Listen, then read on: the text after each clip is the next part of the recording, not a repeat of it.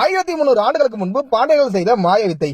இயந்திரங்களே இல்லாத அந்த காலகட்டத்தில் பாறையை குடைந்து குடையப்பட்ட அற்புதமான சிவன் கோயில். இந்த குடவரை கோயில் எங்க இருக்கு அப்படின்னு பாத்தீங்கன்னா, மதுரையில இருந்து ஒரு 13 கிலோமீட்டர் தொலைவில் இருக்க அரிட்டாப்பட்டி அப்படின்ற ஒரு ஊர்ல தாங்க இருக்கு. அரிட்டாப்பட்டி அப்படின்ற ஊர்ல கண்மாயை ஒட்டி பெரிய மலைசரிவு இருக்கு. அந்த மலைசரிவுல மேற்கு புறமா தான் இந்த குடவரையை குடைஞ்சிருக்காங்க பாண்டியர்கள். இந்த குடவரை கோயிலோட சிறப்பு என்னன்னு கேட்டீங்கன்னா, கருவறையில இருக்க சிவலிங்கம் பாத்தீங்கன்னா தாய்ப்பாறையில செதுக்கப்பட்ட சிவலிங்கம் அப்படின்னு சொல்லுவாங்க. அதாவது இங்க இருக்க பாறையை கொஞ்சம் கொஞ்சமா குடைஞ்சி சிவலிங்கத்தை ஏற்படுத்தியிருக்காங்க பாண்டியர்கள். இந்த கோயிலோட அமைப்பு பாத்தீங்கன்னா, கருவறைக்கு முன்பு பாத்தீங்கன்னா ஒரு முகமண்டபம் இருக்கும். முகமண்டபத்துல இரண்டு புறத்திலையும் பாத்தீங்கன்னா துவாரபாலகர் இருப்பாங்க. அடுத்ததா இந்த குடவரை கோயிலோட அமைப்புல இரண்டு புறத்திலையும் பாத்தீங்கன்னா கோட்டங்கள் இருக்கும். ஒரு கோட்டத்துல பாத்தீங்கன்னா விநாயகர் புடைப்பு சிற்பமா அவ்வளவு அற்புதமா காட்சியளிப்பாரு. பார்க்கவே அவ்வளவு அழகா இருப்பாரு. மறுபுறத்துல பாத்தீங்கன்னா லக்னீஸ்வரர் புடைப்பு சிற்பமா இருப்பாரு.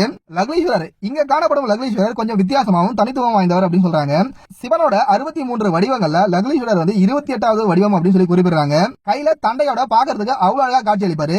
நம்ம என்னதான் நிறைய பல்லாறு கால குடவரை கோயில பார்த்திருந்தாலும் இங்க மதுரைக்கு பாண்டிய கால குடவரை பார்க்கும்போது கோயிலோட அமைப்பு, இங்க இருக்க சிற்பங்களோட அமைப்பு, சிற்பங்கள் போட்டிருக்க அணிகளோட அமைப்பு அப்படின்னு சொல்லிட்டு நிறைய தனித்துவமான வித்தியாசங்களை நம்மளால பார்க்க முடியுது பாண்டிய கால குடவரை கோயில.